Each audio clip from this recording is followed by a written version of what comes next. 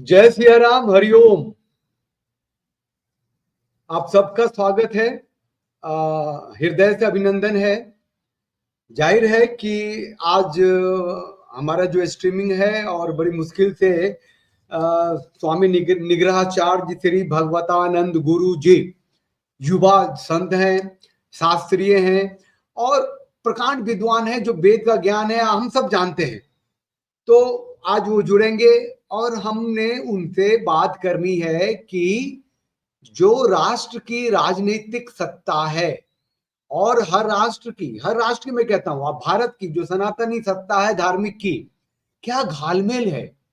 मतलब किस स्तर पर गठजोड़ है। राजनीतिक माफिया और धार्मिक माफिया के गठजोड़ का परिणाम क्या आज की राजनीतिक सत्ता में देखने को मिलता है, जहां सनातनी जो हिंदू हैं वो 8वें 9वें 10वें दर्जे के नागरिक हो गए हैं।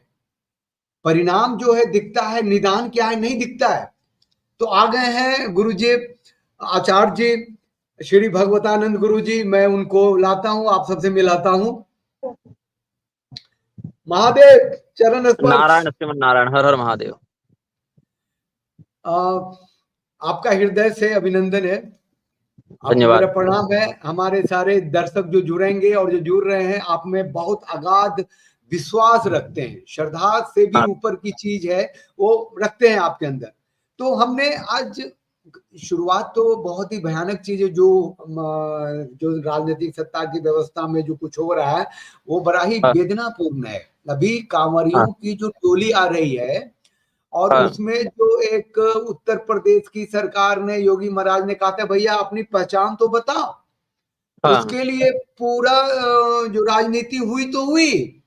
हाँ, आज सुप्रीम कोर्ट ने कह दिया कि भैया तुम खाना जो बनाते हो वो बताओ, नाम बताने की जरूरत नहीं है। हाँ, हाँ, और उसमें शंकराचार्य हैं जो अभी थोड़े से विवाद में थे, नाम है ज्योति मठ के अभी मुक्तेश्वरानंद, जी, उन्होंने भी ऐसी ऐसी बात कह दी है। मैं आपको हाँ। सुनाऊं या आपसे प्रतिक्रिया ले लूं पहले? आप सुनेंगे, आप सुनना जैसे चाहेंगे? आपकी जैसी सुविधा हो, क्योंकि देखिए मैंने तो वो सब बातें सुनी है, शायद दर्शकों ने न सुनी होंगी, तो थोड़ा संदर्भ आप दे दीजिए। हाँ, मैं छोटा सा है, मैं सुना ही देता हूं।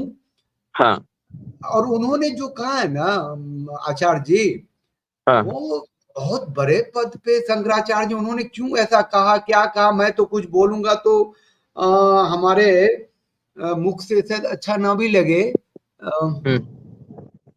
एक मिनट, अरे भैया, कांग्रेसी शंकराचार्य से इस्लामिक ग्रेट, हाँ। में कांवड़िए जो धार्मिक भावना है उनके अंदर, वो कैसे उनके अंदर आएगी? तो हम समझते हैं कि इस तरह का कानून बनाने से तो विद्वेष फैलेगा। हमारा अपना सोचना है। बहुत से हिंदू इसमें कह सकते हैं कि देखो ये फिर ऐसी बात कर रहे हैं अभिमुक्तेश्वरानंद, लेकिन जो सच है वही तो हम कह सकते हैं। आखिर हम कैसे कह दें कि ये सही है? क्यों? क्योंकि मुसलमान की दुकान है, हिंदू नौकर हैं, बनाने वाले सब हिंदू हैं, और मालिक जो है गल्ला पे बैठ करके मालिकाना कर रहा है। अब नाम लिख दिया गया कि ये, और उस दुकान में अब उस दुकान में इसका आर्थिक असर पड़ेगा। आर्थिक असर पड़ेगा तो मालिक क्या करेगा? मालिक की तो दुकान रहेगी, लेकिन वो छटनी कर देगा, तो हिंदू हिंदू छटनी में जाएंगे। फिर दूसरी बात यह है कि अब जब हिंदू मुसलमान की भावना आप तेज करोगे, तो अभी मुसलमान मालिक ने हिंदू कारीगर रखे हैं, हिंदू मालिक ने मुसलमान भी कारीगर रखे हैं। अब उनको दोनों के अंदर भेद आ गया। अभी तक तो ये सब बात ध्यान में नहीं थी, यद्यपि जानते थे कि ये मुसलमान है, ये हिंदू है, लेकिन इस भावना को अभी बल नहीं था। अब बल आ जाएगा इससे। अब जब बल आ जाएगा तो वो हर समय हिंदू मुसलमान की दृष्टि से एक दूसरे को देखना शुरू करेंगे, तो उनके दोनों अंदर कड़वाहट, टकराहट पैदा होने लग जाएगी। तो ये सब पवित्रता कितनी मेंटेन होगी इसका पता नहीं। मैं ज्यादा नहीं सुन सकता, मेरे मुझे लगा कि अब आप बताइए, ये क्या पवित्रता हाँ। इनके लिए कोई महत्व नहीं है? देखिए अनूप जी, आपने जो विषय उपस्थापित किया है उसको हम समझ चुके हैं, और हम थोड़े विस्तार से इस विषय पर चर्चा करेंगे, क्योंकि ये हमारे आपके समस्त सनातनियों के प्रतिदिन होने वाले संघर्ष का एक हिस्सा बन चुका है ये विषय। क्योंकि कोई भी व्यक्ति अब गुफा में तो जीवन व्यतीत करेगा नहीं, अपने गुफा के चारों बगल पेड़ पौधे लगा दिए, वहीं फल खा के जीवन बिता दिया, ऐसा तो संभव नहीं है। समाज में सबको रहना है, यातायात के साधनों का, भोजन इत्यादि के साधनों का, दुकानों का प्रयोग सबको करना है, बाजारों का प्रयोग सबको करना है। स्वामी मुक्तेश्वरानंद सरस्वती ने यह जो वक्तव्य दिया है इसको हम बड़ा दुर्भाग्यपूर्ण समझते हैं। एक सारांश में मैं यही कहूंगा कि यह दुर्भाग्यपूर्ण वक्तव्य है और निंदनीय वक्तव्य है। इसका कारण यह है कि आहार शुद्धि से ही सत्व शुद्धि होती है, यह सनातन सिद्धांत है। हम जिस प्रकार का भक्षण करेंगे उसी प्रकार की वृत्तियों से युक्त होंगे। और विशेष करके जो मुद्दा उठा है कांवड़ियों से संबंधित, कांवड़ यात्रा का क्या महत्व है, क्या नियम है, ये आपको आनंद रामायण इत्यादि मान्य शास्त्रों में प्राप्त हो जाएगा। और पुरातन व्यवस्था, ये भी नहीं कह सकते कि कोई 1-2 पीढ़ी की बात है। कांवड़ यात्रा सैकड़ों वर्षों से चली आ रही है। पूर्व काल में संत नामदेव इत्यादि भी, एकनाथ जी भी ये सब प्रवृत्तियों में देखे गए हैं। तो यहाँ पर यह कहना कि हिंदू नौकर रखा है, मुसलमान मालिक, और वहां से अर्थव्यवस्था पर असर पड़ेगा, हिंदुओं की नौकरी चली जाएगी, तो मुझे ये बताइए कि वह जो मुसलमान मालिक हिंदुओं को नौकर के रूप में रखा हुआ है, क्या सनातन धर्म के अंतर्गत यह बात शास्त्रोचित है कि हम एक विधर्मी म्लेच्छ के यहाँ नौकरी करें? क्या हमारे यहाँ ऐसे उद्योगपति मर गए हैं या ऐसे दुकानदार मर गए हैं जो हिंदुओं को नौकरी पर रखें? दूसरी बात कि उस मुनाफे के धन का, उस लाभार्जित धन का प्रयोग वह मुसलमान किस रूप में कर रहा है? निश्चित रूप से वह उसका जिहाद में या जो उसका जकात निकलता है हिंदुओं के विरुद्ध, उसमें वो प्रयोग करता है। तो मुसलमान एक काफिर को, जिसको वो काफिर मानता है, वध्य मानता है, जिसकी बेटी को वो अपहरण करके बलात्कार करना अपना स्वभाव समझता है, ऐसा मुसलमान अगर हिंदुओं को नौकरी दे रहा है तो यहाँ पर यह नहीं कहा जा सकता है कि वो उसको रोजगार दे रहा है या आजीविका दे रहा है। रोजगार आजीविका तो शास्त्रों ने पहले से ही तय कर दिया है। तो क्या हिंदुओं के होटल में या हिंदुओं की दुकानों पर या हिंदुओं के उद्योगों में हिंदू नौकर नहीं हो सकते, हिंदू सेवक नहीं हो सकते? ये बात भी प्रश्न उठती है यहाँ पर। और दूसरी बात यह है कि विद्वेष फैलेगा। तो ये बताइए कि 1000 वर्षों से आप और क्या करते आ रहे हैं? हम एक तरफा सामंजस्य बैठाने का क्यों प्रयास करें, जब हम यह देख रहे हैं कि विश्वामित्र जी का यज्ञ चल रहा है, ताड़का मारीच सुबाहु आकर विघ्न डाल रहे हैं, तो वहां पर विद्वेष हम नहीं फैला रहे, विद्वेष तो सामने वाला फैला रहा है। वहां पर उसके हाथ में हाथ पकड़कर गले मिलने से काम नहीं चलेगा, वहां पर उसका समूल विनाश करना ही, उसका उन्मूलन करना ही यहाँ पर श्रेयस्कर है। और रही सुप्रीम कोर्ट की बात, तो सुप्रीम कोर्ट जो है वो जुडिशियल माफिया बनता जा रहा है। यहाँ पर मैं इस बात को बड़े गंभीरता के साथ और सोच विचार कर कह रहा हूं कि जहां पर न्यायपालिका का कर्तव्य न्याय प्रदान करना था, वहां पर अब न्याय को डिले करके, न्याय को निलंबित करके और केवल ऐसे विषयों पर बयानबाजी करना, अपने अधिकार का दुरुपयोग करना उसका लक्ष्य हो गया है, जिसका न्यायपालिका से कोई संबंध नहीं है। अब बताइए, मुस्लिम डॉक्टर्स एसोसिएशंस बन गए हैं, यहाँ पर आईएमए चुप है। वो सारे लोग बैठकर एक दूसरे के सामने यह मीटिंग करते हैं कि हमें कैसे दूसरे लोगों को अपने कन्वर्ट करना है, कैसे उनको योजनाओं में दिखाना है कि हिंदुओं को महंगा पड़ेगा इलाज और मुसलमान बन जाओगे तो तुमको इलाज सस्ता पड़ेगा। ये पूरा सिंडिकेट काम कर रहा है। मैं आपको अभी 3 राज्यों का उदाहरण दूंगा जो हालिया घटनाएं घटी हैं, केरल का, बंगाल का, और आपने आदित्यनाथ का नाम लिया तो मैं उत्तर प्रदेश का भी यहाँ नाम लेने जा रहा हूँ। बंगाल में अभी ममता बनर्जी ने एक बयान जारी किया कि बांग्लादेशी मुसलमानों को यदि शरण की आवश्यकता पड़ेगी तो बंगाल सरकार उनको शरण देगी। अब केंद्र सरकार इस पर क्या कर रही है? कोई प्रतिक्रिया नहीं। उधर केरल ने अपना नया विदेश सचिव नियुक्त कर दिया है, मतलब एक प्रकार से वो स्वयं को सोवरेन कंट्री के रूप में प्रोजेक्ट कर रहे हैं अंतर्राष्ट्रीय पटल पर। भारत सरकार क्या कर रही है? चुप है। जबकि अभी तक इन दोनों वक्तव्यों के कारण अगर कोई सक्षम नेतृत्व हमें प्राप्त होता तो वो देशद्रोह लगाता या कम से कम राष्ट्रपति शासन लगाता, सरकार को खारिज करता, न्यूनतम में इतना करता। अब रही बात आदित्यनाथ की, वो स्वयं अपने मुख से यह इंटरव्यू में कह चुके हैं कि मुसलमानों की जितनी आबादी है उत्तर प्रदेश में, उससे दुगने हिस्सेदारी की योजनाएं, कल्याण योजनाएं हम वहां पर दे चुके हैं। तो स्वयं ये लोग प्रोत्साहित करते हैं और बाद में जब इस प्रकार का एक माहौल बनता है कि नहीं हम वहां भोजन नहीं करेंगे, आप देखिए दवाओं में मिलावट, थूक रहे हैं, पेशाब कर रहे हैं, पवित्रता फैला रहे हैं। और मुक्तेश्वरानंद जी तो ऐसा नहीं है कि कोई मीडिया से जुड़े नहीं है या समाचारों से अवगत नहीं होंगे, उनको भी ये सब बातें पता होंगी, लेकिन वो इस विषय पर चुप हैं या विरोध कर रहे हैं इन नीतियों का, तो इसको हम दुर्भाग्यपूर्ण समझते हैं। सनातन धर्म का तो आहार शुद्धि व्रत में बहुत प्रधान अस्तित्व रखता है कि हम क्या भोजन कर रहे हैं, क्या खा रहे हैं, क्या पी रहे हैं। यहाँ तक कि मतलब अपने घर में देख लीजिए, अगर हमारी माता जी ने कोई व्रत किया है और हमने स्नान नहीं किया है तो मेरे हाथ का भी पानी वो नहीं पिएंगे कि अभी तुमने स्नान नहीं किया, हमें जल मत देना। फिर यहाँ पर ऐसा कह देना कि किसी के भी हाथ का खा लो पी लो, ये होटलबाजी जो है ये सनातन धर्म का हिस्सा नहीं हो सकती। विशेष करके व्रत उपवास इत्यादि में तो ग्राह्य ही नहीं है।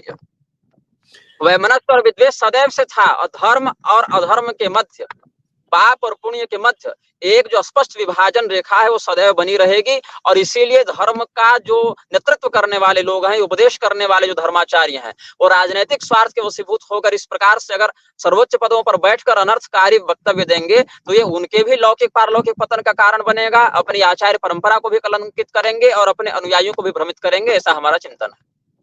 एक आचार्य जी, एक थोड़ा सा क्लियर कर दीजिए। एक दो लोगों ने लिख दिया है कि जो आइडेंटिटी लोग मांग रहे हैं, आइडेंटिटी मांग रहे हैं, आधार कार्ड देख के धर्म पूछ के गोली भी मारी जाती है कश्मीर में। बिल्कुल यहाँ सिर्फ दुकान का नाम आइडेंटिटी के लिए दे रहे हैं, तो लोग कह रहे हैं ये बनिया जो है, ये पासी, ये धोबी, ये लोग जब खोलेंगे होटल तो क्या अपनी आइडेंटिटी बताएंगे और वो हिंदू लोग जाएंगे?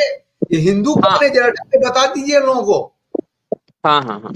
बात ऐसी है कि जब रजिस्ट्रेशन होता है, इनकम टैक्स बढ़ता है, तो सरकार को जानकारी मिलती है कि नहीं मिलती है कि इस कंपनी का, इस दुकान का मालिक कौन है, इसमें इनकम टैक्स जीएसटी किसके नाम से रजिस्टर्ड हो रहा है। तो जब सरकार जो टैक्स कलेक्ट कर रही है उसको इतनी जानकारी चाहिए, तो जो उपभोक्ता है वह अपने उत्पाद प्रदाता का विषय क्यों अधिग्रहण नहीं करे। अब रही बात कि धोबी के यहाँ जाएंगे कि नहीं, तेली के यहाँ जाएंगे कि नहीं, पासी के यहाँ जाएंगे कि नहीं, तो रही बात सार्वकालिक जो अभी समाज चल रहा है उसमें तो लोग इतना देखते नहीं। और रही बात हम लोगों की, तो हम लोग तो ब्राह्मणों के भी होटल में नहीं खाएंगे। इस प्रकार से अगर देख लें तो जब तक कोई एकदम मरने की ही नौबत ना आ जाए तो अलग बात कर सकते हैं। तो भाव यहाँ पर सिर्फ इतना है कि जो धोबी है, जो पासी है, वो थूक कर तो नहीं दे रहा है ना, पेशाब करके तो नहीं दे रहा है, हमारी बहु बेटियों को काटने के लिए तो अपने धन का प्रयोग नहीं कर रहा है। तो इतने विषयों पर अगर चिंतन किया जाए तो आइडेंटिटी तो बतानी ही चाहिए और साथ साथ उसको स्पष्ट यह करना चाहिए कि हमारा यह लक्ष्य है, यह उद्देश्य है, हमारा यह प्रतिष्ठान है। जिसको पसंद लगेगा वो वहां जाएगा। और तब भी मैं बता दूं आपको, जो व्यक्ति अपने नाम के आगे मुसलमान हूं ऐसा बताकर भी व्यवसाय करेगा तो मूर्खों की कमी नहीं, वो तब भी वहां जाएंगे, तब भी वहां खाएंगे। नकली भाईचारा चलाने वाले, मोदी ने कहा था ना, नरेंद्र मोदी ने, कि अब्बास के घर से, मुसलमान के घर से ईद की सवैयां आती थी और हम खाते थे, उस दिन हमारे घर खाना नहीं बनता था। करने वाले लोग तब भी वहां पर जाएंगे। तो जो धर्मनिष्ठ हिंदू है, कम से कम उसके लिए यह होना चाहिए कि उसको एक पता चले, पहचान पता चले कि हम जिसके यहाँ उस उत्पाद को ग्रहण कर रहे हैं वो उत्पाद हमारे धर्म की क्षति करेगा या वृद्धि करेगा। आचार्य जी, ये अभी जो कमेंट में और पहले भी लोगों ने लिखा था कि ये आइडेंटिटी, थोड़ी वर्षा अधिक तेज हो गई है, बहुत ज्यादा बारिश बहुत ज्यादा बारिश हो रही है। सावन का मौसम है, पहली सोमवारी है।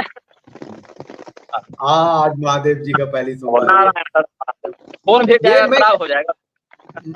मैं क्या कह रहा हूँ कि तो ठीक है, हम फटाफट जगह पे आ जाते हैं जो हमें चाहिए। आपकी आवाज नहीं आ रही है मुझ तक। अच्छा, कुछ गड़बड़ हो गया था। मैं आएंगे वो श्री भगवतानंद गुरु जी हैं, वो आएंगे। बहुत मतलब लोकतांत्रिक व्यवस्था के अंदर हिंदू सनातनी शास्त्रीय परंपरा क्या है, नहीं है, और कैसे वो जिंदा रहेगा, ये सब बातें करनी है उनसे। उम्मीद है वो जल्दी आ जाएंगे। बारिश हो रही है जहाँ पे हैं, वो पीछे जो लोकेशन है प्रकृति से एकदम समृद्ध कोई किसी जगह पे है स्वामी जी। हमारी तरह घर के अंदर नहीं है। बारिश तो खैर यहाँ भी हो रही है। तो अभी जो हम उनसे सवाल करने वाले हैं कि क्या हिंदू अपने धर्म से अलग जा करके, मतलब धर्म भ्रष्ट हुए बिना कैसे भाईचारा निभा सकता है, या मुसलमान का जो भाईचारा जो है वो क्या संभव है वो किसी हिंदू से अपने मजहब के जो उनकी हिदायतें हैं, उनका जो कानून है, उनकी जो आयतें हैं, उनके जो कुरानी वर्सेज हैं, उसके हिसाब से जो भी मुसलमान नहीं है वो काफिर है, वाजिब कत्ल है। ये भाईचारा कहाँ से? तब एक जमीन पे रहना है तो एक लाइन तो खींचनी पड़ेगी। अपनी अपनी आइडेंटिटी बताओ, अपने तरीके से जियो, है ना। अब ये देश जो है वो लोग कहते हैं कि किसी मजहब का नहीं है, किसी धर्म का नहीं है। ये कहना तो पाप है ना। आपने धर्म के आधार पर ही तो देश बांटे थे ना भाई, धर्म के आधार पर ही देश बांटे थे। जरा मैं बात कर लूं गुरुदेव के जो साथ हैं उनसे बात करूं, आपके सामने बात करता हूं और पूछता हूं कि वो बारिश हुई है तो वो जगह बदल रहे होंगे। इंडोर कहीं जाने वाले होंगे। हाँ,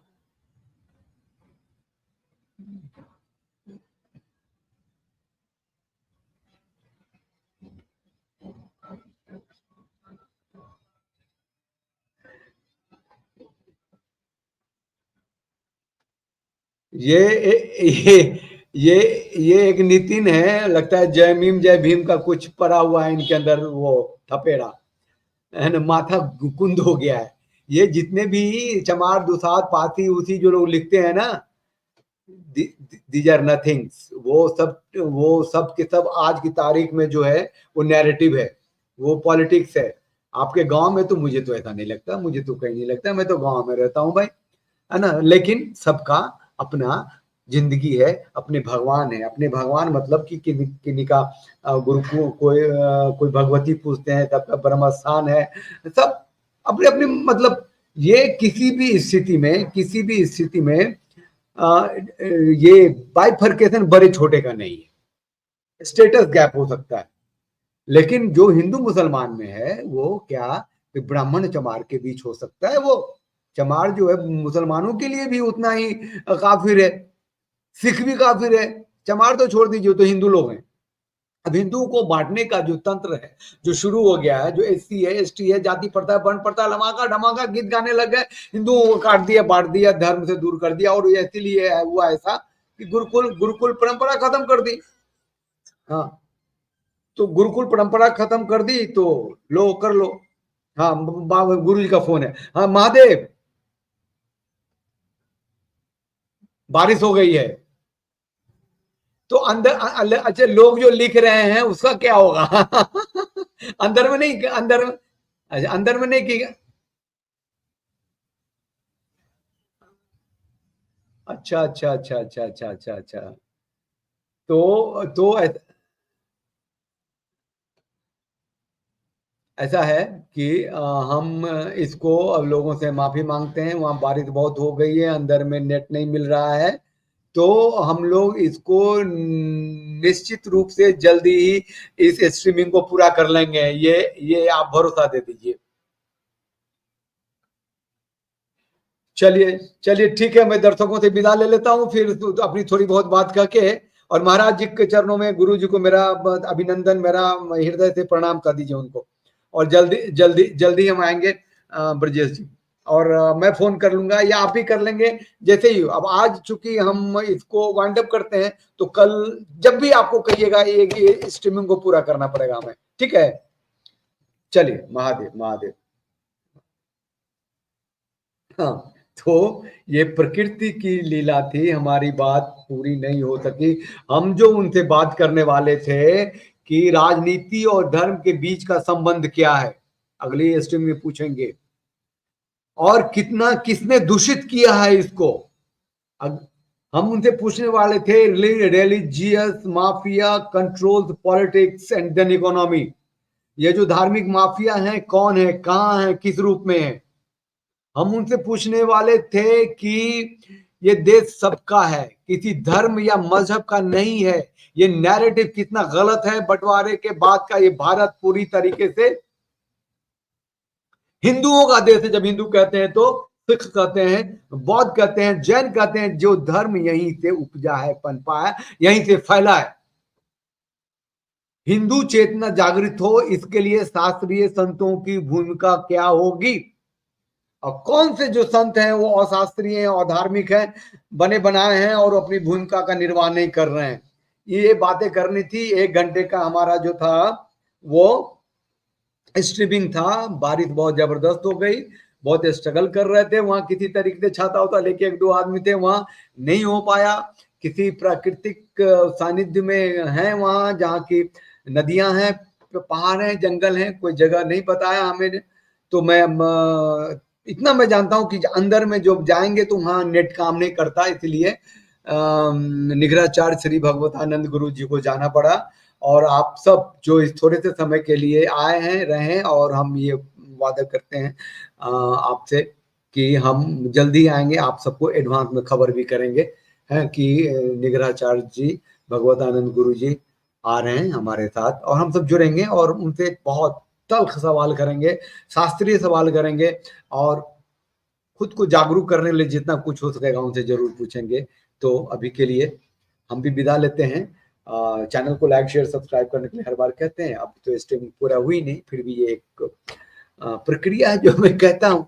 चैनल को स्ट्रेंथन कीजिए, मजबूत कीजिए, साथ बने रहिए, है ना। अभी तुरंत 1 घंटे के बाद हम फिर आएंगे, हम और फिर रात में 9 बजे भी आएंगे। 1 घंटे के बाद आएंगे ये कहने के लिए कि सुप्रीम कोर्ट अभी जो कह दिया है कि भैया वो नाम नूम लिखने की जरूरत नहीं है, भोजन क्या परोसते हो वो लिख दो, तो शुरू हो गया कि भोजन क्या परोसते हैं, चाय में क्या क्या डालते हैं ये भी बताएं क्या है। नैरेटिव वाले चिल्ला रहे हैं और फिर रात के 9 बजे हम संत शिरोमणि आसाराम बापू पर जिक्र करेंगे आके कि कोर्ट में जो कुछ हुआ वो आपको दिखाएंगे। और बहुत अच्छी बहस हुई है और अदालत ने निर्णय को सुरक्षित रखा है। उम्मीद है वो कल परसों जब ही हो, क्योंकि अर्जेंट मैटर है, वो जो निर्णय सुरक्षित रखा है वो क्या बताएंगे, उससे पहले क्या हुआ इस पर हम चर्चा करेंगे। अभी के लिए जय सिया राम, हरिओम।